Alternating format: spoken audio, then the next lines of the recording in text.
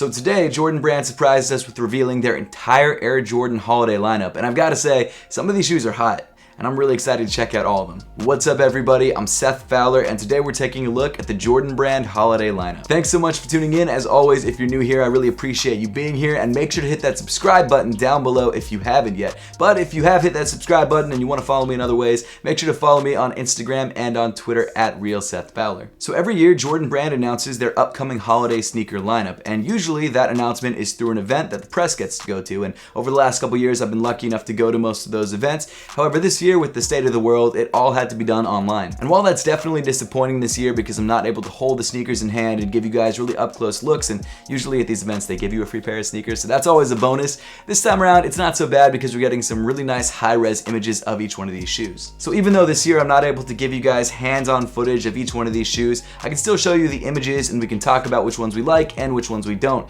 And this year it looks like there's a lot to like and not really that much not to like. You may notice throughout the video, while this list shows off a lot of sneakers that you've probably already seen leaks of and a lot of the sneakers that are dropping before the end of the year, it doesn't show all of them. Obviously tomorrow we've got the Air Jordan 35 announcement, which I'm actually going to live stream on my channel, so if you guys want to check that out with me, make sure to subscribe down below. And of course there's a lot of hyped releases like Off-Whites and other collaborations that are still in the pipeline, but they don't want to show off just yet and they want to make those more of a shock drop. So if there's a pair of Air Jordans that you've been looking forward to for months and you don't see it on this list, don't get disappointed because you never know, it could just randomly drop next week even. So without further ado, let's jump right into the Jordan Brand 2020 lineup and find out what sneakers are dropping in the next couple months. So the first shoe that was announced was the Air Jordan 1 High OG Co.JP. And earlier this year, as you may remember, we had another Co.JP Air Jordan 1 release. However, that colorway was in metallic silver and neutral gray. And just like that colorway, this colorway originally released back in 2001 as a Japan exclusive. Apparently, this was one of the first times that this shade of navy had been used on an Air Jordan 1,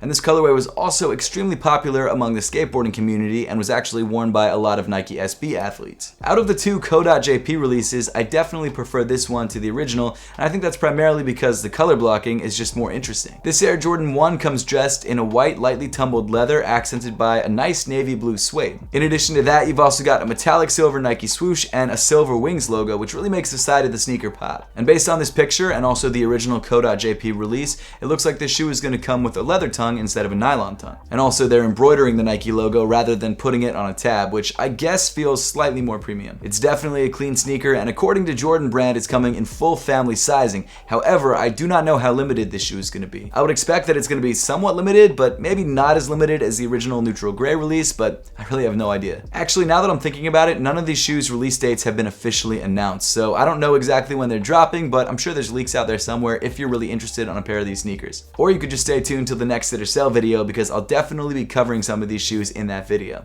Next up, we've got a women's exclusive pair of Air Jordan 1 High OGs. As you can tell, the shoe comes in a green, black, and white upper, and to be honest with you, it reminds me a lot of the Heineken Dunks. Based on this image, it looks like a majority of the upper is made up of tumbled leather, but of course you've still got that black nylon tongue. Obviously, the accent that reminds me most of the Heineken Dunks is the red wings logo on the lateral side of the shoe, and I actually like the way it contrasts the upper of the sneaker. According to Jordan Brand, this shoe is inspired by Michael Jordan's 63-point playoff game that took place in Boston against the Celtics in 1986. And I mean, you can definitely see the inspiration. It's a green shoe with the red accent for the Bulls, so I get it. The one thing that's kind of interesting, at least about the description of this shoe, is that it's called the Women's Air Jordan 1. However, in the description it says it's coming in full family sizing. So I don't know which one's the case, or maybe full family sizing just means women's sizes and below. I have no idea.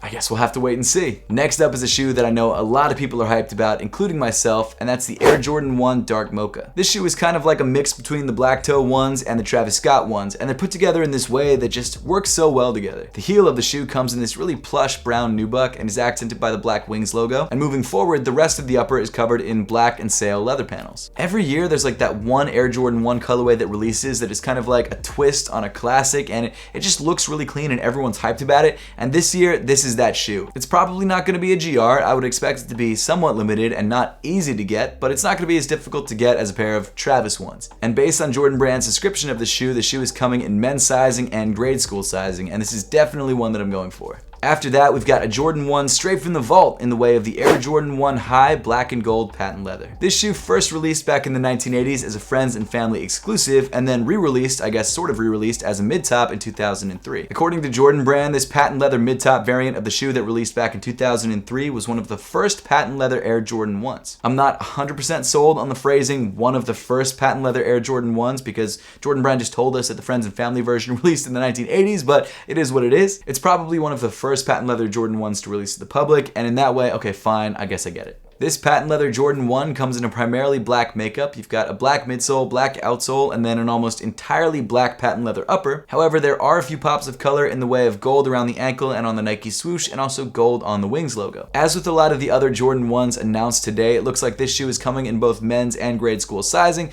and if you want it, it's probably going to be pretty limited. We won't know for sure how limited until we get closer to release, but I expect it to be not the easiest shoe to grab. Following that up on a high note, we've got the Air Jordan 3 in black and purple. This shoe definitely has like a classic Raptors vibe to it, and there's not really any inspiration behind this shoe mentioned on Jordan Brand's website, so I'm assuming that's what they're going for. This Air Jordan 3 comes in a primarily black leather upper with gray elephant print on the toe and on the heel. But the main pop color of the shoe is the purple on the ankle, midsole, and Jumpman of the sneaker. And what's interesting about that Jumpman is that it looks like there's a small orange line around the outside, which I guess pops it off the tongue a little bit more. Oh yeah, and the sock liner of the tongue itself is orange. As a Ravens fan, I like the shoe a lot. I love the black, I love the purple. I just don't really love the orange because Ravens don't really have any orange in them, but it is what it is. However, regardless of your team affiliations, I think you are going to like this shoe because it's one of the cleanest Jordan 3s to drop all year. But, and unfortunately there is a but, it looks like this shoe is only releasing outside of North America. I don't totally understand what that means. Is it only releasing in Europe? Is it only releasing in Asia? Does it mean it's also releasing outside the United States? I just really don't know. If I had to guess, I would think that it's not releasing in the United States and Canada, which is weird because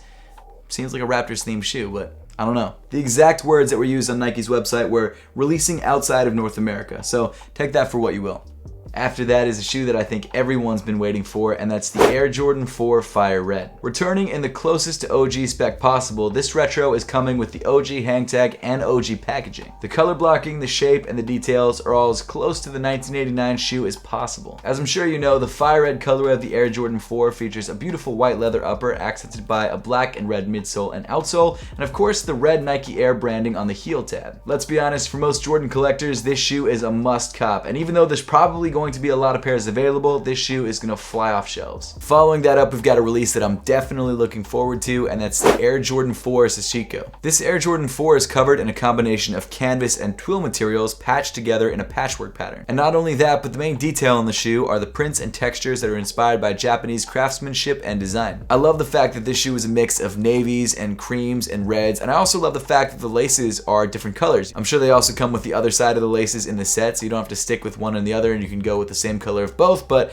I like the way it looks as it is. And there's just something about the patchwork that looks so good on the Air Jordan 4. I don't know what it is. I don't know if it's like the sort of eclectic look, but I think it looks great on that silhouette. Now, unfortunately, this is another one of those shoes that's releasing outside North America, so it looks like us United States people are not really gonna have a shot. It sucks, I know, but we do get more releases in other countries, so I guess I can't be too mad about it, but I really love that shoe, man. Next up, we've got the most hyped up shoe on this list, and will also probably be one of the most talked about shoes of 2020, the Air Jordan 5 What The. It's been a long time since we've had a true What The sneaker. The Air Jordan 4 What The wasn't really a What The, it was just like a multicolored Jordan 4. This is a shoe that not only incorporates colors from other shoes, but also design accents for other shoes. It's like all the little symbols and logos from those other colorways that we love so much, and they're all put on this one shoe all at once. It's insane and I love it. According to Jordan Brand, this shoe is a mashup of colorways that were non-OG Air Jordan 5 colorways. Because of that, you've got some really cool detailing throughout. Some of the colorways included are the Tokyo 5s, the Raging Bulls, the Green Beans, the Army Olives, and the K54s, but even though it's not mentioned in the description, you can definitely see some Bel Air 5s in there as well. All the logos that are embroidered on the original shoes are embroidered on this What The pair. You've got the Shanghai logo, the Tokyo logo, it's all there, and it makes sense that they're dropping this shoe in 2020 because 2020 is the 30th anniversary of the Air Jordan 5. From what I've heard, this shoe is insanely limited and will be impossible to get, and it's also a great looking sneaker. I just love the way it looks. I love that it's a true What The shoe, and I'm definitely hyped on it. Like, I'm really excited about this sneaker. Pray for me though, because my luck is trash. There's no official release date for this shoe as of yet, but it will be releasing in men's and grade school sizes. Next up, we've got women's Air Jordan 8. This shoe comes in a pretty clean colorway that actually kind of mirrors the PSG Air Jordan 4s it just released. The sneaker comes in a white leather upper with a gray midsole accented by maroon details throughout. And of course, in true Air Jordan 4 fashion, you've got a black chenille tongue. As far as Air Jordan 8s go, this is a pretty solid look, and it's one that I would definitely consider grabbing if it was in men's sizes. To be fair, I'm a size 9, so my feet are small enough to fit in like the highest end women's sizes, but there's something about the cut of women's Air Jordans that is a little bit different than the men's cut, which just doesn't work as well for my feet. I don't know what it is, but I just never feel as comfortable. Like, for example, women's Air Jordan 1s are slightly more narrow than men's Air Jordan 1s, and they just don't really seem to fit on my foot. I don't know if that's because I'm just used to men's Air Jordan 1s, or maybe I just have more wide feet than I thought I did. Regardless, it's a dope Air Jordan 8, and I definitely love the colorway. After that, we've got an Air Jordan 12 in a reverse bread style colorway. This shoe takes the classic bread 12 colorway and basically flips it. You've got red on the top and black on the mudguard. However, unlike the bread pair, this pair is covered in suede on the upper instead of leather. But you do still have the faux lizard print mudguard, and of course you've got the metallic eyelets, and overall it's still a solid looking Air Jordan 12, but it's not as clean in my opinion as the bread 12s. It feels like darker and more ominous. I don't know why that is, but I just don't like it as much. Not a bad 12 though, just not for me. The reverse bred Air Jordan 12s will release in OG packaging and in full family sizing. After that, we've got another Air Jordan 12, this time in a primarily black upper with Concord accents. Like the 12s that we just talked about, the upper features suede instead of leather, which I think gives the shoe a more wintry vibe. And of course, you've still got the faux lizard print on the mudguard. Overall, it's a black Air Jordan 12 with purple accents, and I think it looks great. Again, you can't beat Raven's purple and black. And according to Jordan Brand's website, this shoe will release in men's and grade school sizing. And then finally, rounding off all the shoes that were announced today, we've got the Air Jordan 13 Hyper Royal. This shoe comes in almost the exact same color blocking as the bread 13s, except instead of having red accents, you've got Hyper Royal accents. As you would expect, the shoe comes with a black textile upper that features reflective accents, and of course you've got the Hyper Royal suede along the midsole and along the heel. It's a simple, clean, classic looking Air Jordan 13, and if you're a fan of 13s, this is definitely a go-to. It might not be as hyped up as the Flint 13s, but I think a lot of people will be psyched on it. And this Jordan 13 will release in OG packaging in full family sizing. But with that, we wrap up all of the sneakers that Jordan Brand announced today. So now I would love to know your thoughts on each one of these shoes, so make sure to let me know in the comment section down below. And as always, thank you so much for watching. Make sure to subscribe if you haven't yet, and I'll see you all in the next one.